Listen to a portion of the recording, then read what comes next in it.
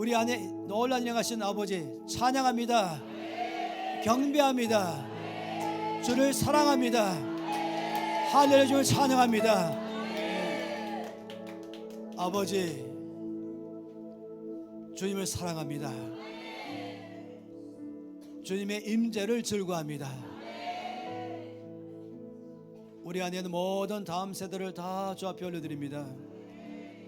뱃속에 있는 아이로 시작해서 이화나 유치나 유년이나 청소년 소년들 다 올려드립니다. 기독교 운명 개혁운동을 주도하는 세대가 되게 하여 주시옵소서. 어려서부터 말씀 앞에 온 삶을 위탁하게 해 주시옵소서.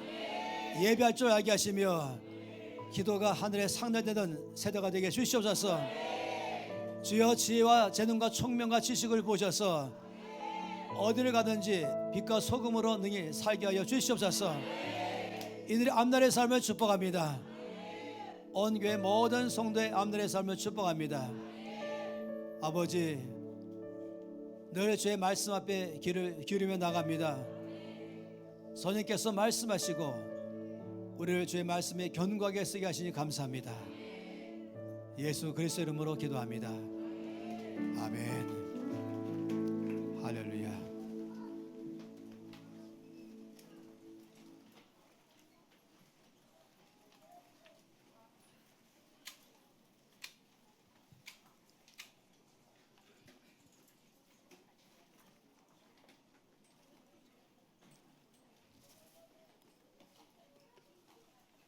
오늘도 동일한 본문으로 동일한 주의 말씀으로 함께 주의 음성에 귀를 기울이기 원합니다. 그리고 이제 오늘 밤에 우리 30여 명이 잠비아로 갔다가 끝나면 또 우리 여러 사람은 또 베들레헴 예루살렘에 갔다가 끝나면 또 바로 다음 팀 페루 팀과 합류해서 또 페루 갔다가 돌아온 일정이 됐습니다. 아주 특이한 일정이 됐습니다. 그래서 한 달이 약간 넘는 기간 동안에 있게 될 것입니다. 우리 날마다 기도할 때마다 저희들 위해서 기도하시면 큰 힘이 될 줄로 믿습니다. 돌아오자마자 맞이한 주일에 동일한 본문으로 한 번 더 말씀을 볼 것입니다. 그렇게 한 다음에는 이제 또 마지막 9월 마지막 주에는 우리 김민진 장로님이 말씀하시고, 그리고 지금 기대하는 것은 10월 첫 주는 이제 덕원동으로 강 건너가서 요단강 건너가서 할 것이에요. 계속적으로 여러분 큰 은혜 안에 기대 가운데 기도하시길 바랍니다. 오늘 말씀은 에베소서 3장 말씀 계속해서 보겠습니다. 3장 17절 말씀부터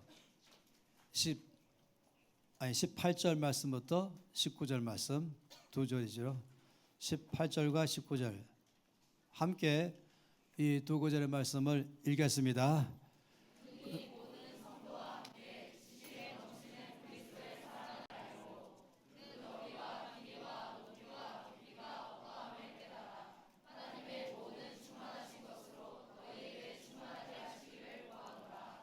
선생님께서 우리 가운데서 강하게 말씀한 것은 그리스도의 사랑을 알라라고 말씀했습니다. 머리로 아는 것이 아니라 심장으로 받아들이고 삶을 통해서 이 놀라운 사랑을 경험하여 가라라고 말씀한 것이죠. 그러면서 그 사랑이 얼마나 우리의 삶에 큰 바탕이 되고, 나무로 말할 때마다 그 좋은 땅에 뿌리를 내린 나무가 얼마나 잘 자라는지, 또 튼튼한 건물은 그 기초가 얼마나 튼튼할 때 그 건물이 견고한지를 우리가 보았습니다. 그 터가 바로 예수 그리스도의 놀라운 사랑입니다. 그 사랑에 네 가지가 있죠. 그 사랑이 얼마나 넓은지, 또 그 사랑이 얼마나 긴지, 또 지난주에는 그 사랑이 얼마나 높은지를 봤습니다. 오늘은 이제 끝으로 그 사랑의 깊이입니다. 예수 그리스도의 깊은 사랑. 오늘은 그래서 예수 그리스도의 깊은 사랑을 경험하자 하는 것이 이 전체 말씀인 것입니다. 죄의 사랑이 얼마나 깊은가 하는 것이에요. 사람은 일반적으로 크게 두 부분으로 되어 있습니다. 하나는 이 보이는 부분과 보이지 않는 부분입니다. 이 보이는 부분을 육체라고 또는 몸이라고 말하죠. 그렇지만 이것이 전부가 아니죠. 보이지 않는 부분이 있는데 이것도 이 사람의 큰 영역입니다. 바로 마음입니다. 또는 심령이라고 말하기도 하고 때로는 정신 또 영이나 영혼을 말하기도 하죠. 보이는 부분 육신과 보이지 않는 부분 마음, 이 둘 다가 실제이고 또 이것이 바로 사람입니다. 나무도 보면은 두 부분이 되어 있습니다. 보이는 부분과 또 보이지 않는 부분으로 되어 있습니다. 이 주의 사랑의 깊이 안에 볼 때에 이 보이지 않는 부분을 나무에서는 이 뿌리라고 말하죠.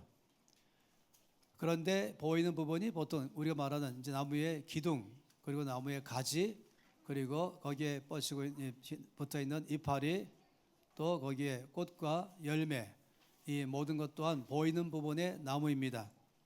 보이지 않는 부분에는 뿌리가 깊이 내려가고 있는 것이죠. 그러면서 이 나무가 얼마나 건강한 나무인가는 놀랍게도 그 뿌리에 의해서 결정이 되는 것입니다. 사람이 이처럼 보이는 부분에 몸이 있고 또 보이지 않는 부분에 이 마음, 심령이 있는 것입니다. 그런데 이 몸에서 아플 때가 있잖아요. 또는 이 상할 때가 있고 또 병들 때가 있습니다. 상처를 받기도 하죠. 우리 몸이 얼마나 예민한지 작은 일에도 이 몸이 상처를 받기 쉽습니다. 조그만 거칠은 부분에 우리의 피부가 거기에 부딪히면은 바로 피부가 벗겨지면서 그리고 또 피가 나기도 하는 것이죠. 또 약간만 뾰족함과 있으면은 피부가 또 찔려버리고 또 깊이 상처가 나기도 하는 것입니다. 그런데 이럴 때는 이제 상처 치료를 하는 것이 아주 발달되어 있는 건강학 아니겠습니까? 그래 의학이 그런 면에서 발달하고 있는 것이죠. 그런데 또 한 가지 우리의 마음은 어떤가? 놀랍게도 이 마음도 우리 몸처럼 아주 어찌 보면은 약합니다. 상처받기 쉬운 마음이에요. 몸이 아주 민감해서 이 상처를 받는 것처럼 이 마음도 상당히 예민해서 상처를 받습니다. 사람의 몸이 이 상처를 받는다고 해서 약하다고 말하지는 않죠. 단지 우리가 조심하면서 또 몸을 단련시키기도 합니다. 마음도 쉽게 상처를 받지만 그렇다고 이 마음이 늘 상처만 받는 약한 마음은 아닌 것이에요. 강건한 마음이 되면은 이 상처를 능히 이겨나갈 수가 있는 것입니다. 어쨌든 우리가 이 몸이 아픈 걸 때 치료하는 것처럼 마음이 아플 때도 치료가 필요합니다. 근데 아직까지는 의학적으로 의학이 발달할 때에 일단 몸에 보이는 몸의 부분의 치료는 상당히 발달했습니다. 그것은 뱃속에 있는 이 장기범까지 다 포함해서 또는 이 보이지 않다 할 수 있는 머릿속에 뇌까지 포함해서 또는 우리 입안의 이 치료나 치과나 또 안과를 다 포함해서 상당히 이면에는 의학적으로 발달했습니다. 그런데 마음의 병에 대해서 치료하는 것은 여전히 발달하는 과정이 있습니다. 처음에는 이 부분에 대해서 어떻게 할 줄을 몰랐죠. 사실은 이 마음의 병을 치료하는 데에 가장 많이 신경 쓴 것은 놀랍게도 교회입니다. 그리고 성경은 마음의 병을 치료하는 방법을 엄청 많이 말씀하고 있습니다. 요즘은 이제 정신학 또는 심리학 또 거기 따라오는 이제 치료하는 일들, 의학적인 것도 점점 발달되면서 사람의 육체만 치료하는 것이 아니라 사람의 보이지 않는 마음도 치료하는 것이 얼마나 중요한지에 대해서 상당한 관심을 갖고 있습니다. 마치 나무 안에서 더 큰 신경 쓰는 것은 보이는 부분만 신경 쓰는 것이 아니라 이 보이지 않는 뿌리에 대해서 신경을 많이 써야만이 이것이 보이는 나무 전체에 영향을 주는 것처럼 이제 사람들도 알기 시작했습니다. 보이는 육체의 병만 치료하고 건강케 하는 것만이 아니라 마음도 건강하게 해야 된다. 또 마음이 병들면 여기서부터 빨리 고치지 않으면 이것이 몸에까지 영향을 주기 시작한다. 이걸 보게 됐습니다. 그러니까 점점 이 면이 신경이 쓰이죠. 그렇죠. 아직까지도 저는 의학자가 아니지만은 그래도 관심 많이 갖고 있잖아요. 마음의 병에 대해서 본다면은 아직 이 의학의 발달이 마음의 병을 치료하는 데는 아직도 많이 멀었습니다. 근데 우리가 말씀을 잘 보면은 아주 여기 대해서 치료하는 방법을 많이 말씀하시죠. 잠언 18장 14절 말씀에 먼저 이 부분을 말씀했습니다. 사람의 심령은 그의 병을 능히 이긴다 라고 말했습니다. 이 말씀이 참 놀랍죠. 여기서 말하는 그 병이라는 것은 육신의 병을 말합니다. 사람이 몸의 병이 일었을 때에 여러 가지 의학적인 조치를 취하지만은 놀랍게도 사람이 마음이 몸의 병을 능히 고친다, 능히 이긴다 라고 말씀을 했습니다. 그런데 지금 이 18장 14절 말씀을 다시 본다면 여기에 이렇게 말씀했습니다. 그런데 심령이 상하면 어떻게 해결하냐? 심령이 상하면 그것을 누가 일으키겠느냐? 어렵다고 말하는 것이에요. 몸이 아프면은 몸을 치료하는 여러 가지도 있지만 마음으로 몸을 치료해 버립니다. 그런데 그 마음이 상해 버리면 그것은 치료하기가 참 쉽지 않다. 이렇게 많이 말씀하고 있죠. 그래서 이 잠언 안에 말씀 볼 때에 이 상한 마음에 대해서 말한 것이에요. 마음이 상한다. 상한 마음. 우리가 일상생활에서 살다 보면은 마음이 상하기 쉽거든요. 상처 입기 쉬운 것이에요. 이럴 때 참 이것을 어떻게 치료할 것인가 하는 것이 가까운 사람일수록 가까운 관계일수록 우리는 마음의 상처도 또 많이 주고하고 받기도 합니다. 의도적으로 주고받는 경우는 많지 않고 의도하지 않았지만은 우리 자신이 나도 모르게 상처를 주는 일이 발생하는 것이죠. 이럴 때에 우리가 어떻게 할 것인가 하는 것이 오늘 말씀의 중심이에요. 근데 일단 먼저 생각해 본다면은 몸이 상처 생기면은 어떻게 하는가를 잘 보면은 마음의 상처도 치료하는 방법을 알 수 있습니다. 몸에 상처가 나면은 우리는 제일 먼저 소독약을 발라서 병균이 감염되지 않도록 일단 1차 조치합니다. 그리고 두 번째는 이제 거기에 그 부위에 따라서 거기에 이제 안약이 아니라 약을 바르죠. 약을 바른 다음에 그 다음에는 놀랍게도 반창고를 붙입니다. 그러면은 그 다음부터는 하나님이 일하십니다.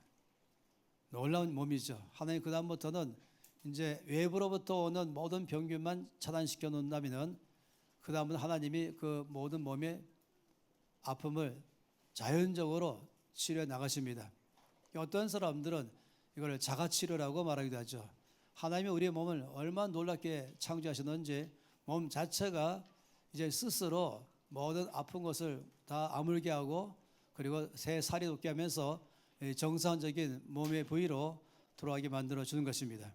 그런데 만일에 이제 몸이 상해서 피가 났을 때에 그대로 방치해 버리면 달라집니다. 그러면은 놀랍게도 거기에 병균이 왔다가 달라붙죠. 또 그대로 놔두면은 이거 이제 상처 부위를 통해서 몸 안으로 병균이 들어갑니다. 그리고는 얼마 후에 골마버리죠.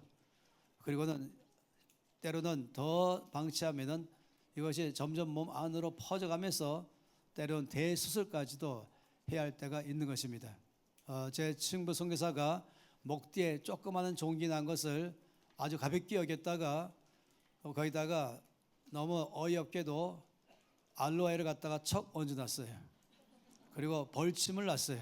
본인이 너무너무 좋아해가지고 이래가지고 이 목 뒤에 있는 종이 났을 때 알로에를 딱 붙이면 습도를 더 강화시켜서 병균이 잘 자랄 수 있도록 환경 조성을 해주는 것입니다. 여기 벌침 났더니 이게 썽이 더 나가지고 나중에는 할 수 없이 대도시로 가서 수술까지 하면서 큰일이 벌어졌던 것이 있습니다. 그래서 그 말할 때마다 이 바보 아니냐라고 말할 때가 있습니다. 그런데 마음도 마찬가지예요. 마음의 상처가 생길 때에 그걸 그대로 놔두면 놀랍게도 거기에 병균 들어가면서 골마버리고 얼마 후에는 이 작을 때에 치료하시는데 점점 커지게 할 때가 있는 것이죠. 그렇기 때문에 이 커져가는 부분을 하기 전에 먼저 처음부터 소독약을 칠하고 거기에 이 반창고를 붙이거나 붕들을 감아서 이제 스스로 치료되게 하나님이 치료하시도록 해야 되는데 그 1차 작업을 하지 않으므로 몸처럼 마음도 더 심한 마음의 상처를 받고 더 큰 일로 발생할 수가 있습니다. 어떻게 하면은 이 마음에 상처 났을 때에 소독을 하고 붕대를 감는가 이 얘기는 조금 이따가도 할 것입니다. 일단 우리 이 마음에 본다면은 이 마음도 참 재미있습니다. 마음 안에는 두 개의 부분으로 나눠져 있습니다. 의식할 수 있는 세계가 있고 의식하지 않는 세계가 있습니다. 그래서 의식 세계, 또 하나는 무의식 세계, 이렇게 많이 말합니다. 예, 사람의 이 마음이 놀랍게도 의식 세계가 있고 또 무의식 세계가 있다, 이렇게 말한 것이. 이 의식 세계와 무의식 세계를 보게 되면은 이것이 이런 식으로 표현할 수 있습니다. 그림을 그려본다면은 의식 세계와 무의식 세계는 마치 빙산처럼 표현을 많이 하죠. 빙산을 아시죠? 이 빙산 안에 보게 되면은 이 안에서 이 바닷물이 여기까지 차 있는 게 이 빙산입니다. 이만큼 해서 때로는 더 크게 하기도 하죠. 그래서 바다 위에 나오는 표면은 이 빙산 중에서 극히 일부분만 나와 있습니다. 그리고 이제 나머지는 이제 바닷물 속에 잠겨져 있죠. 이 물 속에서 나와 있는 이 부분을 우리가 흔히 이제 빙산의 일각 한 부분이다라고 말합니다. 우리의 이 마음에는 우리가 의식할 수 있는 마음의 상태를, 그래서 이 의식 세계를 말할 때 여기가 바로 의식 세계가 이 부분입니다. 이 부분이 의식 세계입니다. 빙산의 일각처럼 되어 있는 게 의식 세계고 이 안에 깊이 든 것이 바로 무의식 세계입니다. 이것이 사람들 안에 일반적으로 갖고 있는 두 개의 큰 영역에 이라고 말할 수 있겠죠. 그런 여러 유명한 영화 있었지 않습니까? 굉장한 영화가 있었는데 그 영화 안에 보게 되면은 아주 특이하고 재미있는 그런 영화가 그 안에서 보게 됩니다. 이것을 보면 뭔지 여러분이 알 수 있을 거예요. 이게 뭔지 아시죠? 예, 타이타닉 호입니다. 이 타이타닉 호가 1912년에 대서양을 이제 횡단하는데 이럴 때에 4월 14일 날 오후 11시 40분에 이 타이타닉 호가 잘못 궤도를 정해가지고 이 빙산에 부딪혔어요. 너무 작게 나와 있으니까 그거를 무시했죠. 그러면서 그 안에 있는 거대한 이 빙산에 충돌해가지고 이 타이타닉 호가 서서히 침몰해 갔습니다. 그 배 안에 모두 2,200명이 있었죠. 큰 배죠. 2,200명 중에서 이 타이타닉 호가 침몰해 가서 마지막에 가서는 1,514명이 죽었습니다. 그리고 686명만 구조가 되었습니다. 어마어마하게 큰 대사건으로 알려져 있는 것이죠. 여기에서 이 타이타닉 호의 침몰의 제일 큰 원인은 이 빙산을 못 봤다는 것이에요. 이 빙산의 위력이 얼마나 큰지가 이것 통해서 우리가 알게 되는 것입니다. 이것이 바로 빙산에 대한 그림 같은 것입니다.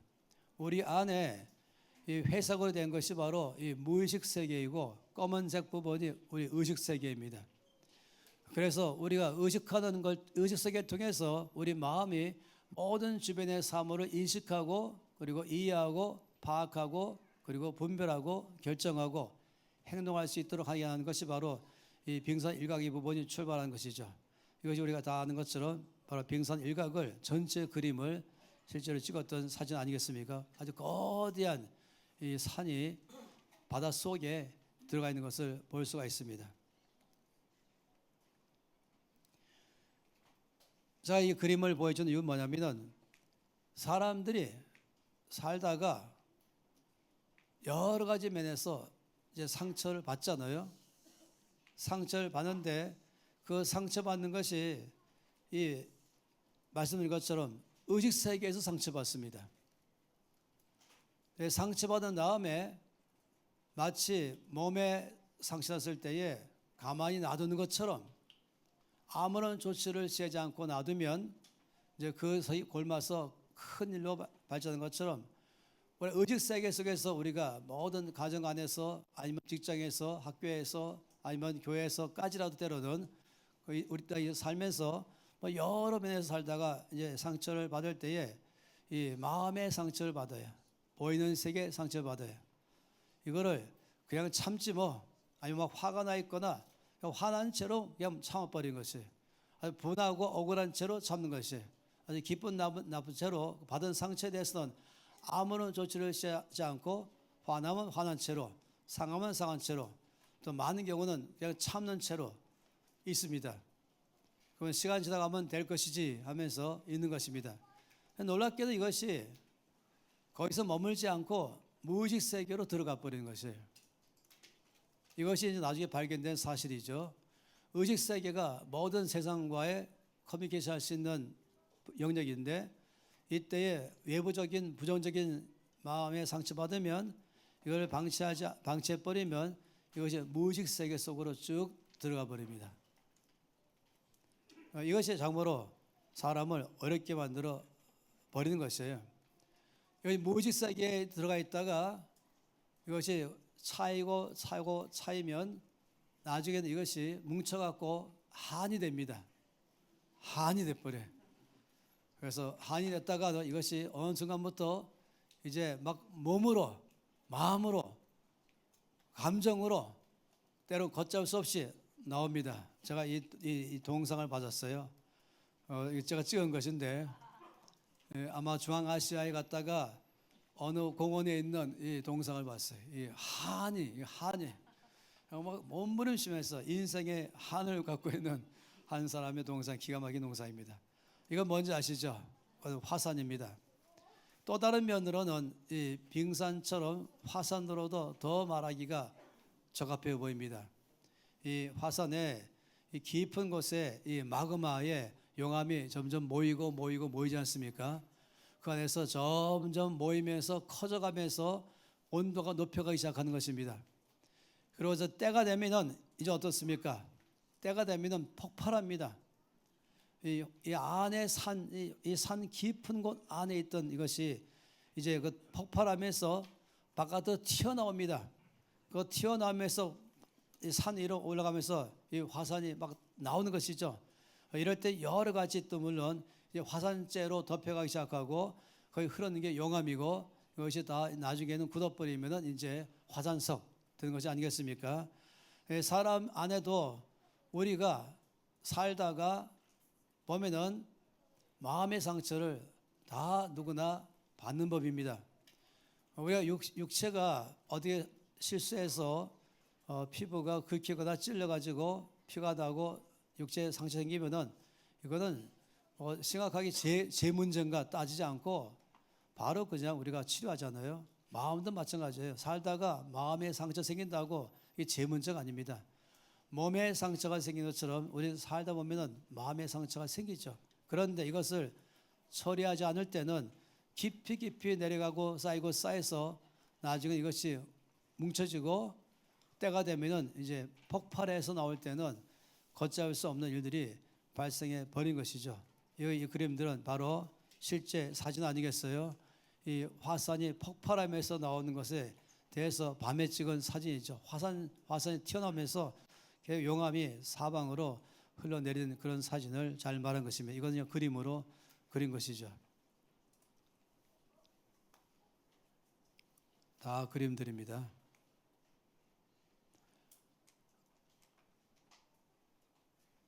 저는 이제 여러 사람들과 함께 훈련하다 보면은 여러 종류의 사람들을 만나게 됩니다. 한 번은 학교를 열었는데 한 50여 명의 학생들이 도착해서 그러면 첫 한 주간 동안은 삥 둘러앉아서 뭐 간사들 포함해서 한 70명, 80명이 삥 둘러앉아서 1주 동안 이제 여러 사람 앞에서 자기를 소개합니다. 그래 한 주간은 서로 알아가는 가는 시간들을 많이 갖기 마련이죠. 그런데 그 중에 한 사람이 자기 순서가 없는 입을 꽉 다물어 버린 것이에요. 1절 말하지 않아요. 그래서 할 수 없이 그냥 통과했죠. 그리고 점점 보니까 그것이 한 번은 아니고 모일 때마다 입을 다물었어요. 처음에는 이제 벙어리가 아닌가 했었죠. 나중에 보니까 자매들끼리 모였을 때는 말을 너무 잘하더라고요. 그렇기 때문에 금방 아는 것이죠. 뭔가는 그 내면 안에 큰 어려움이 있었는가 보다. 그러니까 이 사람은 어느 순간 때부터 이제 남자들 앞에만 가면은 입이 딱 닫히는 것이에요. 전혀 이 말이 안 나오는 것이에요. 거의 그냥 벙어리처럼 살아가는 것이죠. 이렇게 몇 주간이 흘러가면서 우리 모두가 많이 관심 가지고 기도를 많이 했습니다. 어디가 문제인지 모르지만 분명히 큰 어느 때에 상처받은 것이 충격적인 사건이 있어가지고 이것이 그 안으로 무의식 세계 안으로 깊이 내려가서 어느 순간에 이것이 폭발해 나올 때에는 그 현상이 남자들하고만 만나면 전혀 입이 열리지 않는다. 이런 사항들을 알게 된 것입니다. 나중에 이제 드디어 이 사건이 터졌어요. 입을 열 수 있는 계기가 왔습니다. 이제 알아보니까 이제 아주 어릴 때에 이 여자아이가 혼자 이제 이 아빠 서재에 있다가 가까운 사람으로부터 심하게 성적인 학대를 당한 것이죠. 너무너무 이 아이가 충격이 커가지고 이것이 마음 안에서 그대로 꿀꺽 삼키고서 혼자서 이 어린아이 때부터 견뎌나갔던 것이에요. 그러다 보니까 나중에 점점 이것은 이 속에서 상처로 있으면서 그냥 계속 있다가 나중에 성인 될 때쯤에는 이제 이것이 나오는 현상이 이 남자들 앞에서는 그냥 입을 열지 못하는 상태로 바뀐 것이죠. 이럴 때 해결하는 길이 상처를 치료하는 길이 있어야 되는 것입니다. 이것이 오늘 말씀의 중심이에요. 예수님의 사랑의 깊이가 그때 경험해야만 되는 것입니다. 결과적으로는 주님의 깊은 사랑을 경험할 수 있는 기회를 갖게 됐죠. 그리고는 그 후에 결혼해서 너무 아주 잘 사는 삶까지 제가 다 보고 이제 있었던 걸 기억합니다. 그 다음에 제가 들은 것도 있는데 이제 강원도 태백에는 예수원에 거기서 사역하시는 조병호 목사님이 저한테 말해준 사건이 있었습니다. 어느 여름에 아주 예쁜 자매 한 명이 5월 달쯤인가 그 예수원에 강원도 산골짜기 아주 옛날입니다. 사람들이 아주 인적이 드문 곳이어서 거기 가는 것은 또 타고 걷고 하면서 겨우 가는 곳이었죠. 당시에는 그때가 70년대였었습니다. 근데 와서는 일절 아무하고도 말도 안 하는 것이에요. 근데 알고 보니까 대학생이었어요. 근데 학교를 휴학하고 아예 여기 와서 혼자 있는 것입니다. 그래서 우리 이 목사님이 그냥 아니 말 못할 큰 아픔이 있는가 보다 생각하고 계속 기도만 했죠. 근데 주일날을 맞이했습니다.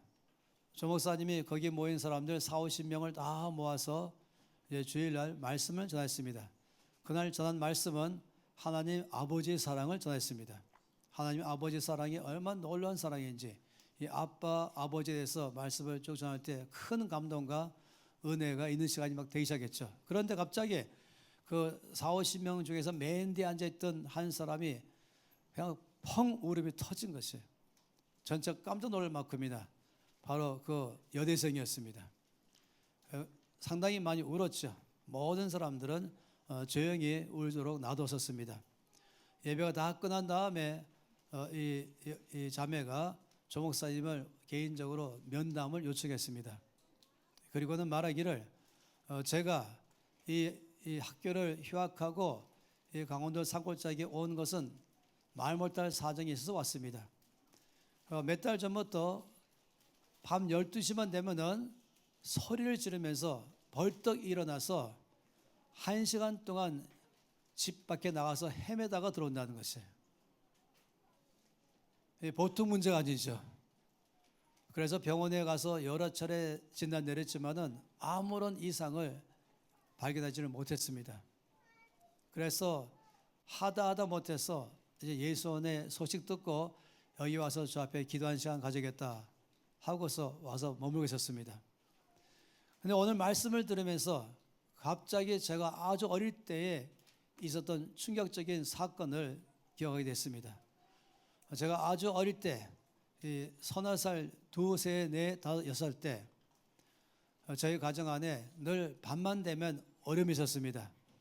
바로 저희 아버지가 술을 잔뜩 들고 꼭 그 시간쯤 밤 11시 넘어쯤 집에 들어와서는 이제 식구들을 다 방으로 다 몰아놓고 거기서 아주 심하게 엄마를 구타했습니다. 이 어린 이 아이인 저는 방구석에서 덜덜 떨면서 그 광경을 볼 수밖에 없었습니다. 이런 일들이 반복적으로 저희 가족 안에 일어났습니다. 저도 울기만 하고 무섭게 했습니다. 어느 날 아주 결정적인 큰 사건이 터졌습니다. 저희 아빠가 옛날에는 빨래방망이 알죠? 박달나무 그 빨래방망이로 엄마를 때렸습니다. 그때 저는 너무 못 견뎌서 소리 지르면서 집 바깥으로 뛰어나갔었습니다. 오늘 말씀 들으면서 그때의 사건이 떠올라서 너무너무 많이 울었습니다. 그러면서 오늘 하나님이 그 폭력적인 아빠를 대신한 나의 아버지인 것을 제가 오늘 받아드리겠습니다 하는 시간이었어요. 사실 이것을 보면서 금방 알 수 있는 것이죠. 이 안에 이 용암처럼 그 안쪽으로 깊이 상처가 쌓이고 쌓이는, 자기도 의식 못하는 사이에 그 큰 공포와 아픔과 상처가 이 무의식 세계 안으로 깊이 들어가면서 이 반복돼 가면서 점점 커져가고, 그리고 어느 순간에 폭발할 때는 자기도 전혀 알지 못하는 그런 상태로 폭발해 버린 것이에요. 자기도 통제 못하는 그런 행동, 감정들 또는 태도들, 말들, 이런 일도 있을 수 있잖아요. 어떤 경우는 그리고는 이것을 가지고 자기가 자신이 제일 많이 아파하고 이것 때문에 가까이 있는 사람들에게 또 아픔을 주기도 하고, 이런 일이 발생할 때는 사실은 이 영역과 연관된 것입니다. 이 의식 세계에서부터 받은 상처를 해결하지 않고 이거를 눌러버릴 때에, 그러면 시간 지나가면 다 해결된 줄 알았는데 이것이 그 속에 깊이 내려가면서 사람의 삶 전체에 크게 영향을 줘버린 것이죠. 이 일들에서 지금 몇 가지 사건들 이외에도 저는 여러 가지의 다양하게 이런 일들에서 본 적이 많이 있습니다. 이 사람의 속에, 이 무의식 속에 안에 들어가서 이것이 나중에는 걷잡을 수 없이 의식 세계로 나오면서 전혀 예상치 못한 반응을 보이는 삶을 능히 살 수 있다는 것입니다. 성경에도 그런 경우들이 여러 차례 있습니다. 다윗의 아들 중에서 가장 사람들이 이뻐해 주면서 칭찬받았던 아들 한 명이 압살롬입니다. 그런데 오늘 압살롬이 엄청 큰 상처를 받은 사건이 벌어졌어요. 이 다윗의 아들들, 딸들 중에서는 아무래도 이복 형제들이 많이 있잖아요. 근데 암논이라는 제일 맏아들, 맏형이, 이 압살롬과 암논은 엄마가 달라요. 그런데 이 압살롬과 같은 엄마 배에 나온 누이 동생이 다말입니다. 그리고 아주 사랑스러운 이쁜 공주라고 말합니다. 이 암논이 자기 이복 누이 동생을 짝사랑했습니다. 아주 상사병이 걸렸죠. 그럴 때에 아주 나쁜 친구가 이 암논에게 나쁜 깨를 줬어요. 사실 이 친구를 사귀는 게 너무너무 중요한 거는 이 사건 통해서 알 수 있죠. 좋은 친구 관계는 다윗과 요나단. 근데 기가 막히게도 가장 안 좋은 친구 관계는 다윗의 아들 암논과 그 다른 형제 친구 요나답. 이건 아주 안 좋은 친구는 악한 깨를 잘 냅니다. 그래서는 아픈 척 해라. 그러면 너희 아버지 다윗 왕이 와서 어디가 아프냐고 물어볼 때에, 네가 소원이 뭐냐 물을 때에 딴 거 말고 그냥 다말이 와서 제 아픈데 수발 들어주면 좋겠습니다 해라. 그래서 너와 다말 단둘이 방에 있을 때에 네 마음대로 너희 다말에게 하면 되지 않겠냐. 아주 나쁜 깨를 냈어요. 그래가지고 이제 그렇게 해서 아버지 다윗이 이 암논의 요청에 의해서 이제 누이 동생, 이복 누이 동생 다말이 가서 너희 오빠의 병을 좀 수발들면 되겠다. 그런데 수발들다가 겁탈당했죠. 아주 충격적으로 겁탈당했죠. 근데 그 후에 바로 내쫓아 보냈어요. 바로 집 나가라. 그러니까 올바른 사랑이 아닌 경우에는 바로 그런 것입니다. 좋은 사랑은 육신으로 시작하는 게 아니에요. 좋은 사랑은 인격적으로 마음으로부터 사랑하는 걸 시작해야, 그래서 결혼할 때까지 서로 순결을 잘 지키는 것은 사랑에 대한 키우는 것이에요. 그래야 나중에 끝까지 사랑의 관계를 가는 것입니다. 육체 관계부터 시작하는 것은 그건 사랑의 관계로 가지 못하고 그건 빨리 끝나버린 것이에요. 너무 슬픈 사건이 벌어졌죠. 이러니 이 다말은 이중적인 상처를 받았습니다. 너무너무 큰 상처를 받아가지고 집에 가면서 슬피 울며 집에 갔다 그래요. 평생을 결혼하지 않고 살았다라고 말했습니다. 당연히 이 사건에 대해서 바로 오빠인 압살롬이 너무 화가 나고 엄청 상처가 컸지요. 당장이라도 가서 자기 이복형 암논을 주고 싶은 마음 아니겠습니까? 그런데 압살롬 이 아들이 더 큰 상처받은 것은 이 아버지 다윗이 이 소식을 듣고 화는 났지만은 화난 것으로만 끝나고 야단만 친 것으로 끝내버렸다는 것입니다. 그냥 압살롬이 볼 때는 아버지가 이 사건을 너무 빨리 끝내버린 것 때문에 이 아버지에 대한 마음까지 깊이 있고, 그 다음에 이 자기 누이의 인생을 망쳐버린 이 암논 형에 대한 이 마음이 그 안에서 깊이 사로잡았어요. 그리고는 2년이 지나갔습니다. 2년 후에 이 압살롬이 자기가 양털 깎는 시간에 자기 또 왕자로서 재산이지 않겠어요?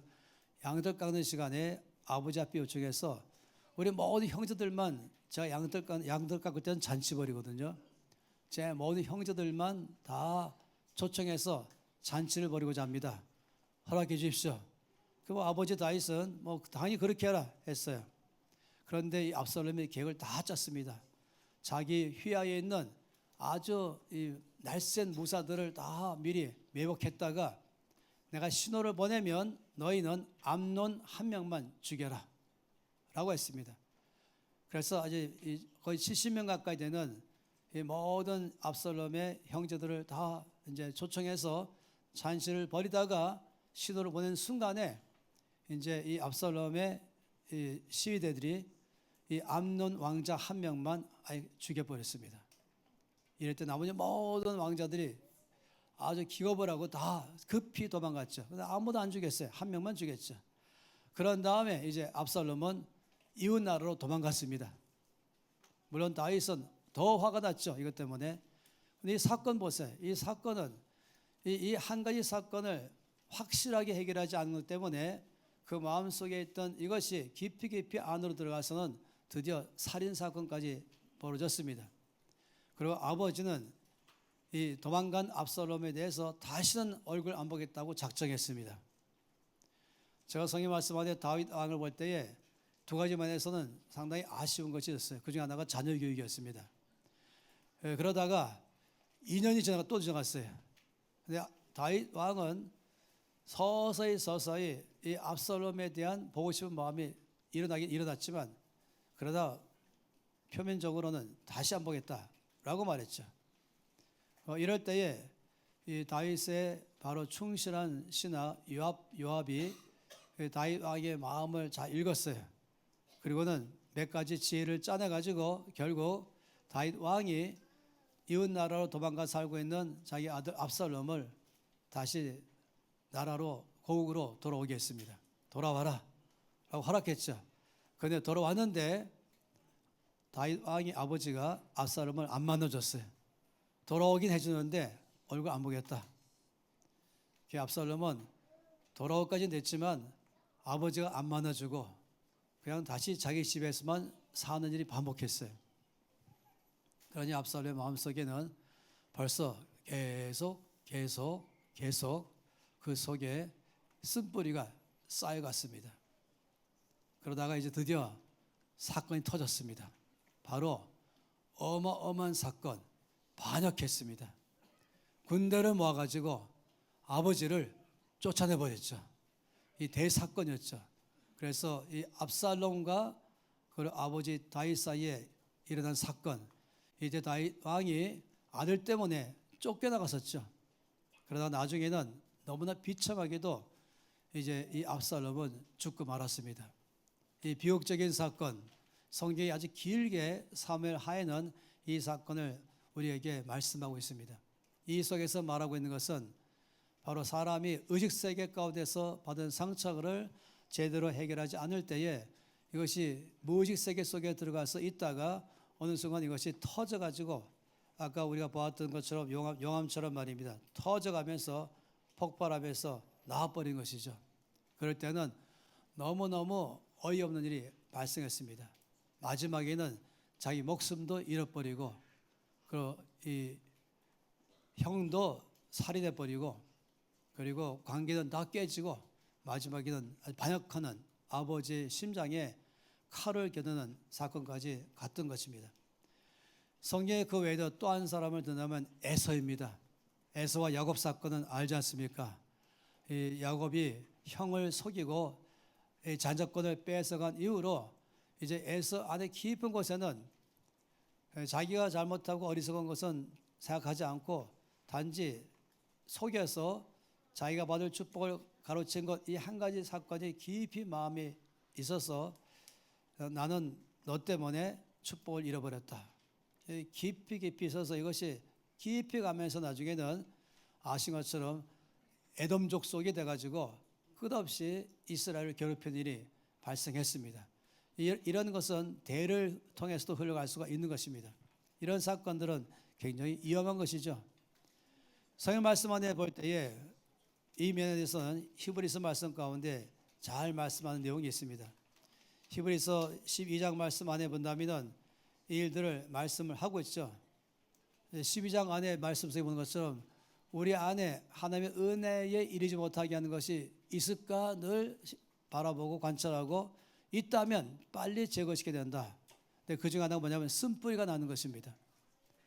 이 압살롬처럼 에서처럼 상처를 받은 다음에 사실 압살롬이나 에서는 자기가 잘못해서 된 게 아니라 남에 의해서 준 상처잖아요. 이 깊은 상처를 그대로 갖고 있다가 이것이 쓴뿌리로 바뀌어버렸습니다.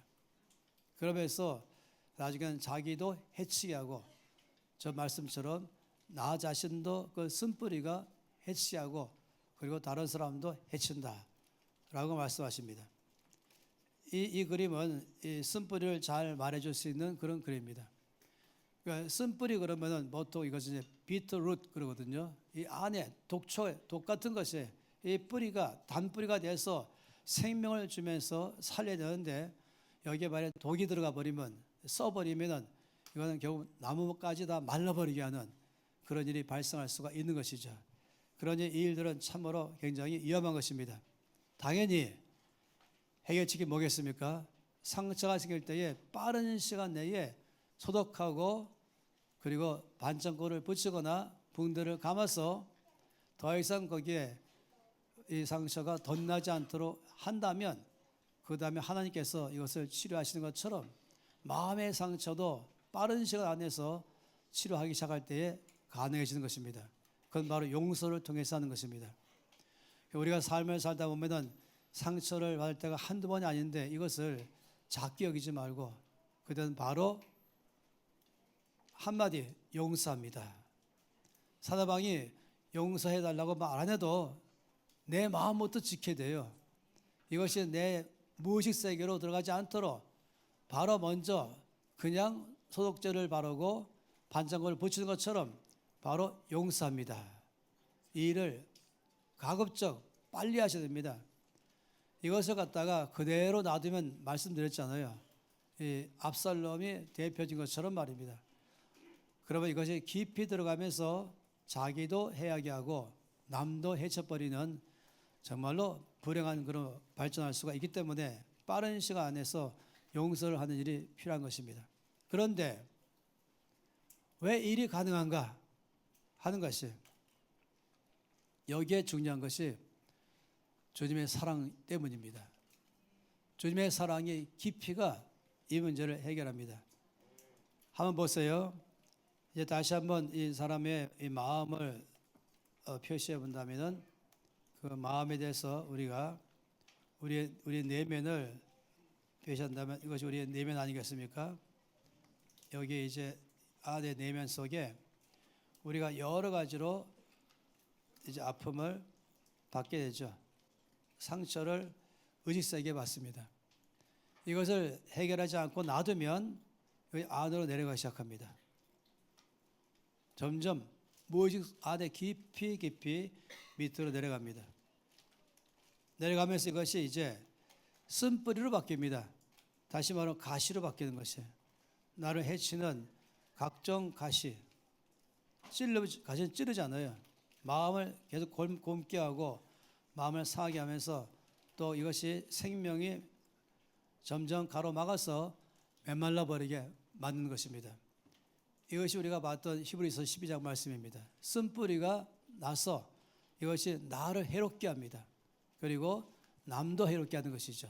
그런데 우리가 주 앞에 가서 용서를 구하면서 그 은혜를 구하면 놀랍게도 변화가 일어납니다. 아무리 우리 안에서 이것이 오래된 사건에서의 쓴뿌리랄지라도 이제 우리가 용서하는 삶을 살면은 주님의 용서하는 순간부터 주의 사랑이 우리 안으로 들어옵니다. 그리스도의 사랑에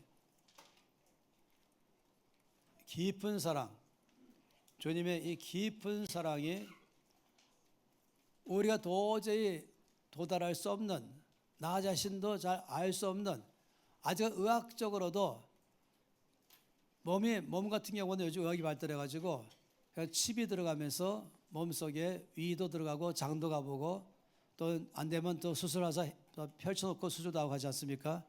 근데 무의식은 수술할 수가 없잖아요. 안 보이기 때문에. 또 아직까지 이 무의식 깊은 데까지 도달할 수 있을 만한 의학적인 장치가 안 되어 있습니다. 그런데 놀랍게도 우리가 주님 앞에 가서 은혜를 구하면 주님의 깊은 사랑, 얼마나 깊으냐? 우리의 이 깊은 무의식 세계까지 이 주의 사랑이 들어갑니다. 할렐루야. 들어가면서 어떤 일이 발생하는가? 이 모든 가시들을 주의 사랑이 십자가로 바꿔버립니다. 우리를 살리는 십자가, 우리를 치료하는 십자가, 우리를 자유케 하는 십자가로 이 가시들을 다 바꿔버리는 것이에요. 이것이 주님의 사랑의 깊이입니다. 우리가 주 앞에 용서하고 주님의 사랑의 은혜를 구하며 지금 내 내면 깊이 안에 나도 모르는 여러 가지 많은 상처가 쌓이고 쌓이면서 쓴뿌리로 바뀌고 이것이 나를 해치고 있는 이 부분 안에 주님, 주의 사랑이 거기까지 임하여 주시옵소서. 주의 사랑이 거기까지 내려주시옵소서. 그러면은 그것이 지하 20층이든 지하 50층이든 아무도 갈 수 없는 컴컴한 곳이라 할지라도 의학적으로 도달할 수 없는 곳, 약으로도 도달할 수 없는 곳에 주의 사랑의 깊이는 전부 도달합니다. 우리 모든 삶의 깊은 데까지 이 주의 사랑이 다 내려가서 거기에 있던 가시들을 전부 십자가로 바꿔버리시고 우리를 살려버리고 우리를 치료하고 우리를 회복하고 우리를 자유케 할 일들이 일어나게 하는 것입니다. 이것이 주의 사랑이 갖고 있는 놀라운 점인 것이죠. 그래서 우리가 주 앞에 요청하는 것이에요. 일단은 먼저 용서를 하는 것이고 그리고 또 수시로 용서하는 삶을 사는 것이고 혹은 미처 아직까지 내가 몰랐던 깊이 들어간 이 무의식 가운데 나를 해롭게 하고 있는 일이 있다면 우리가 기억을 하든 기억을 못하든 이해를 하든 이해 못하든 주께 요청하는 것입니다. 주 예수님, 주의 사랑으로 저의 내면 깊이까지 내려와 주시옵소서. 제 무의식 세계 전체 가운데에 어떠한 쓴뿌리도 있지 않게 해주십시오. 어두운 부분이 하나도 없게 거기까지 사랑으로 내려와 주십시오. 주의 사랑으로 거기에 적셔 주십시오. 주의 사랑으로 거기에 채워 주십시오. 그래서 거기에 십자가가 서게 해 주십시오. 나를 살리는 십자가, 나를 치료하는 십자가, 어떤 독소가 있든지 그 독소를 전부 다 십자가에 못 박아버리고 주의 생명이 거기에 대신 자리 잡게 하는 주의 사랑, 그 깊은 사랑 거기까지 저에게 임하게 해 주시옵소서. 그러면 놀랍지요? 이 주의 사랑이 우리의 상한 마음을 다 치료하십니다. 그래서 깊은 데까지 그 사랑이 내려가서 우리를 몽땅 치료하십니다. 성경 말씀에서 이렇게 말씀하는 것이 있어요. 3일간 주께서 무덤 속에 계실 때에 그냥 거기 무덤 안에만 계시지 않고 베드로서에는 깊은 감옥까지 내려갔다. 깊은 감옥까지 내려가서 옥에 갇힌 자들을 풀어줬다. 이 말씀이 역사 안에서 여러 가지 해석을 많이 합니다. 예를 들어 연옥이 아닌가 뭐 이렇게 하기도 하지만 저는 연옥을 믿지 않습니다. 한번 이제 죽으면 그다음에 심판밖에 없는 것이 살아있을 때 결정해야지. 예수 안 믿는 사람이 돼서 산 사람이 기도한다고 죽게 오는 것이 아니라 살아있는 기회 동안에 어제 기회는 한 번밖에 없는 것입니다. 살아있을 때에 죽기 직전에 영접하면은 바로 주님께로 가는 것이죠.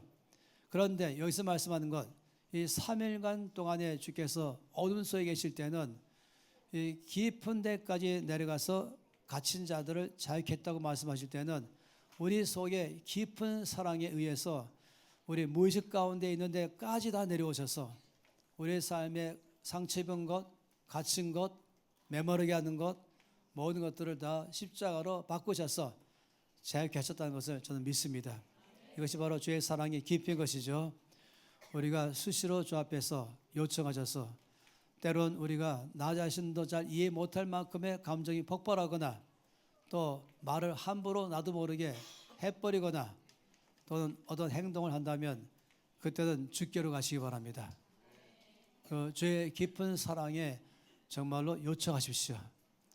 그리고 나도 알지 못하는 그 깊은 사랑 안에까지 내려오셔서 저의 상한 마음을 치료해 주십시오. 저의 메마른 심령을 주의 사랑으로 적셔 주시옵소서.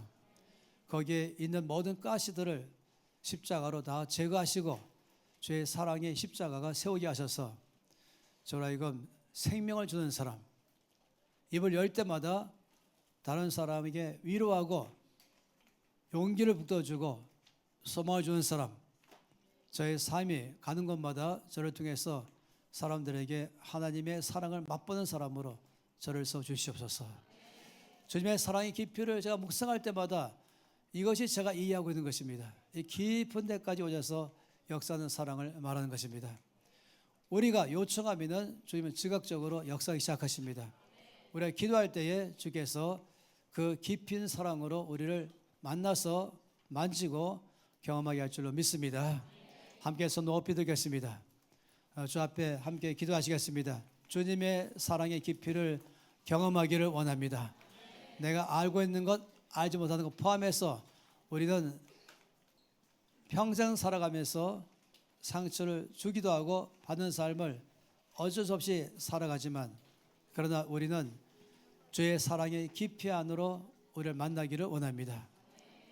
깊은 사랑으로 저희 내면 속 깊이까지 그 사랑이 임하여 주시옵소서. 거기까지 찾아와 주시옵소서. 그래서 저희 모든 것 전체가 십자가로 바꾸게 하시고 사랑으로 꽉 채우게 하시고 생명을 주는 사람, 위로하는 사람, 새 힘을 주는 사람으로 저희 삶을 써주시고 늘 밝고 빛나고 힘 있는 사람으로 저희 삶을 살게 해 주시옵소서. 주의 사랑의 깊이를 경험하기 원합니다. 환영합니다. 예수님, 다 함께 손 높이 들고 입을 열어서 주 앞에 통성으로 기도하시겠습니다. 아버지 참으로 감사합니다. 우리의 삶과 행하시는 놀라운 사랑에 감사합니다. 주의 깊은 사랑을 우리가 이 시간에 초청합니다. 경험하기를 다시 한번 요청합니다. 그 사랑이 내 안에서 역사하셔서 영광받아 주시옵소서. 자영받아 주시옵소서.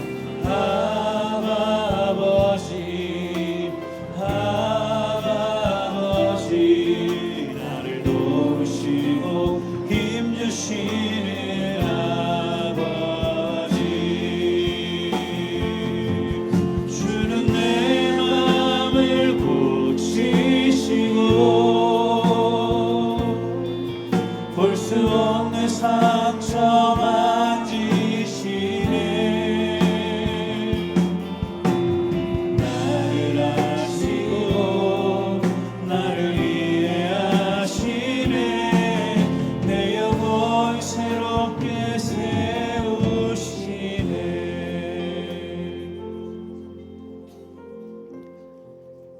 여러분이 우리 목사님께서 오늘 거의 일주일에 거쳐서 강의해야 되는 내용을 거의 1시간에 녹여서 액기스로 우리에게 전했잖아요.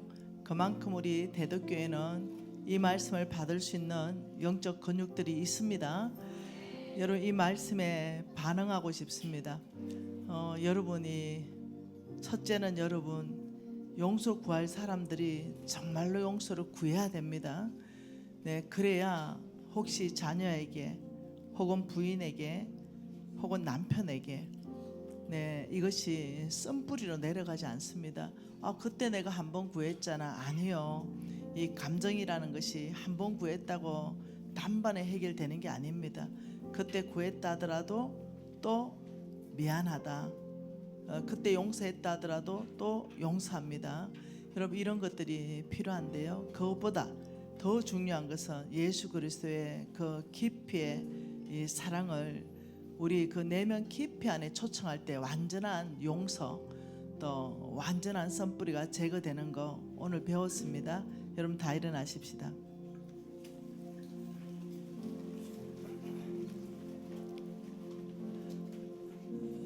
여러분 끊임없이 회복되어 가십시다. 네, 우리 오지영 간사님이 지난 토요일 날 이렇게 말했습니다. 나 와이프한테 너무 버럭 화를 냈다. 이래서 마음의 이 고통을 얘기를 하는 거예요. 두 분 나오세요. 모델로 오늘 봅니다. 자, 두 분 나오세요. 자, 우리 네, 여러분 이것을 자 마이크 한번 받아보고요.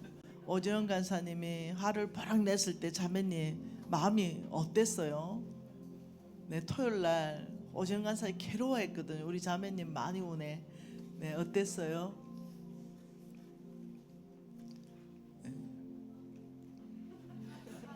쫓아내보고 싶었어요.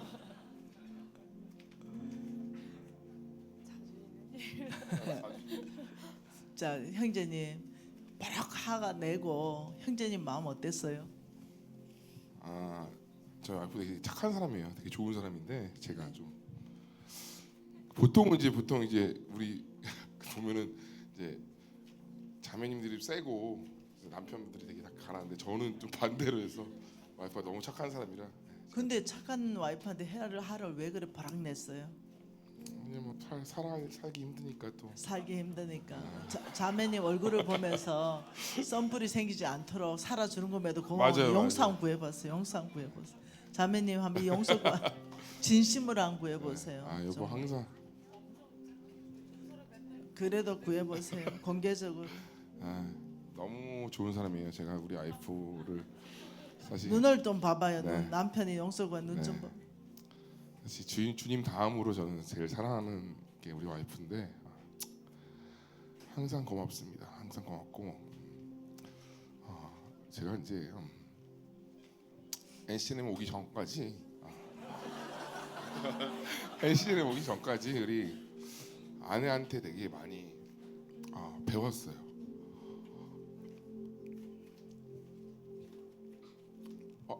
어떻게 사람을 배려하는지 그리고 사람들한테 어떻게 대하는지를 제가 잘 못 배웠거든요.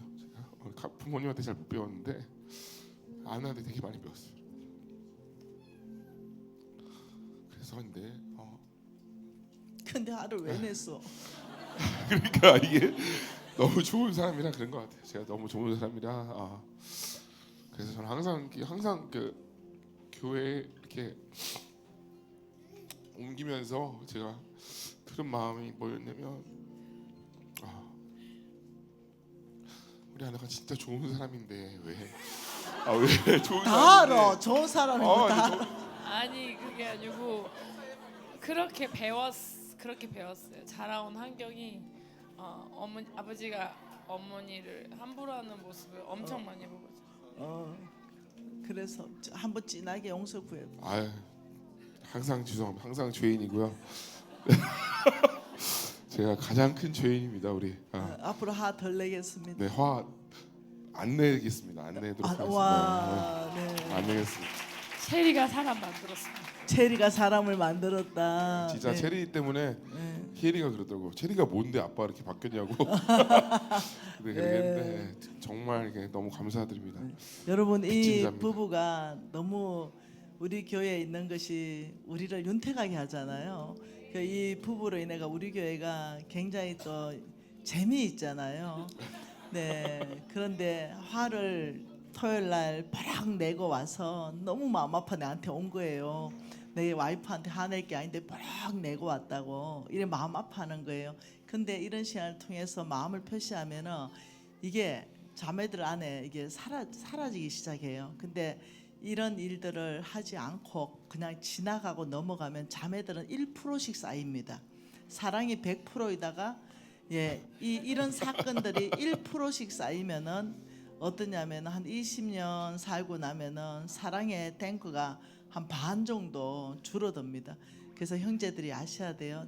형제들은 자매들이 미안하다 용서해주라 이랬으면 형제들은 용서할게 하고 100% 회복이 됩니다. 충전 100%. 내 자매들은 놀랍죠. 한 사건을 100번 정도 용서 구해야 회복이 일어납니다. 이게 달라요. 형제들은 한 번만 딱 구하면 우리가 형제들한테 잘못했을 때 정말 잘못했다가 한 번 구하면 형제들은 바보예요. 단세포야. 다 잊어버려. 그리고 다 잊어버리고 100%의 사랑을 줘요. 정말로 100%의 사랑을 줍니다. 근데 자매들은 절대 안 잊어버립니다. 자매들은 쌓아놓습니다. 형제들이 아무리 용서를 구해도 쌓아놓습니다. 근데 이 사건, 이 1%를 없애려면 그 동일한 사건에 최소한 100번 정도 용서 구하면 이게 이제 1%가 없어져요. 그러니까 형제들, 지혜로운 형제들은 용서를 자주 구하고 미안하다 말을 자주 하고 그 자주 안아주고 자주 무릎 꿇고 이러면서 회복되어 가는 거죠. 네. 여러분 오늘 우리 안에 상처가 들어오는 통로도 받고 치유하는 통로도 받습니다. 여러분 이 시간 기회를 드릴게요. 용서 구해야 되죠. 네, 이 시간에 찾아가세요. 네, 말씀 앞에 항복합니다. 잘못했습니다. 잘하겠습니다. 제가 더 조심하겠습니다. 이 진심으로 이 문제를 여러분 찾아가세요. 가족 찾아가세요. 가족 찾아가십시오. 가족 찾아가세요. 네, 용서 구하세요.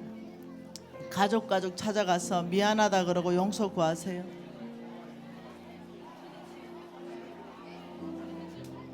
아이들한테도 반드시 얘기하세요. 가족 찾아가세요.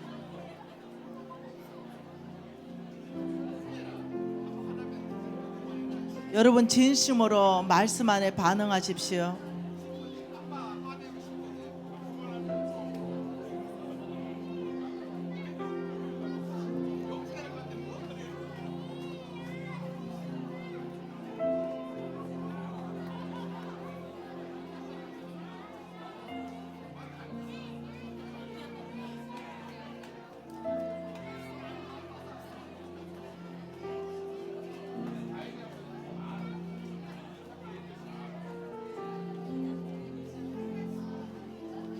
진심으로 용서를 구하십시오.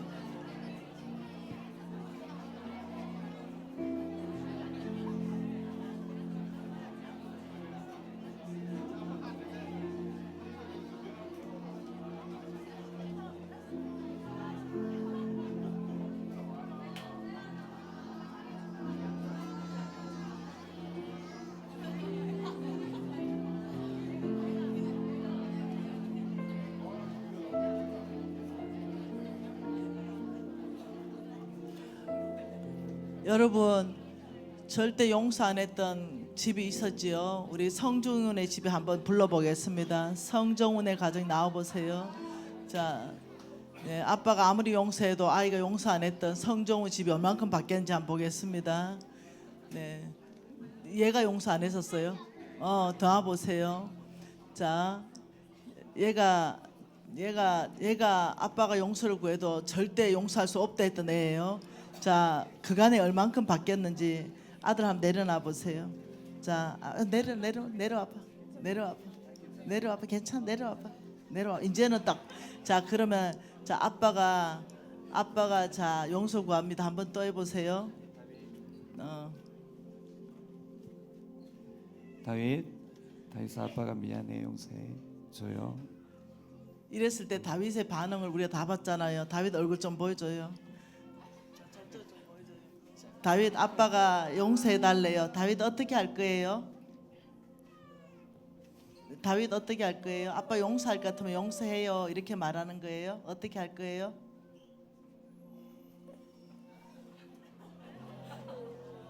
다윗 용서 안 할 거면 아직도 용서 안 합니다. 얘기해 보세요. 다윗 아빠 용서해요, 용서 안 해요? 말해봐. 근데 이 다윗이 쑥스러워서 그런데 모양이 용세 모양이죠. 옛날에는 돌아서 있었잖아요. 근데 아빠한테 지금 딱 붙어 있는 거 보니까 회복이 일어난 거죠, 그죠? 네, 다윗 안에 회복이 일어난 것 같아요. 네, 이 가정에 이 다윗이 절대 이 모습을 아빠한테 붙지를 않은 애였습니다. 네, 근데 딱 붙는 거 보니 이 가정 안에 회복이 일어난 것 같습니다. 네. 여러분 놀랍죠? 우리 교회 안에 끊임없이 회복이 계속 일어나고 있는 것은 우리가 끊임없이 용서하고 또 치료하고 또 용서하고 또 치료하고 그 예수 그리스도 지금 이 시간에 우리 그 영훈 목사님 아빠 아버지 사랑을 할 때 여러분 이 노래를 같이 하면서 하나님 앞에 찬양하면서 우리가 합니다. 아버지 이 용서합니다. 나는 용서합니다. 상대가 용서를 구하지 않았다 하더라도 아버지 용서합니다. 저의 용서합니다의 아버지 이 고백으로 주의 깊은 사랑 아버지 제 내면 깊이 무의식까지 장악해 주십시오. 여러분 이 고백으로 찬양 드리겠습니다.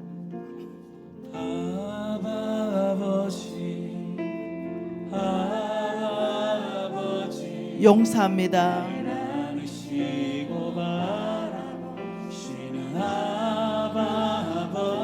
내 내면 깊이 안에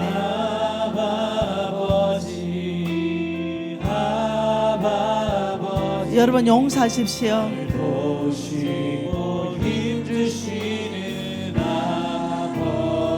아버지 용서합니다.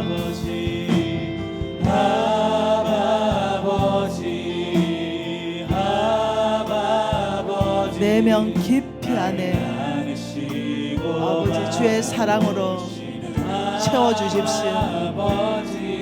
용서합니다.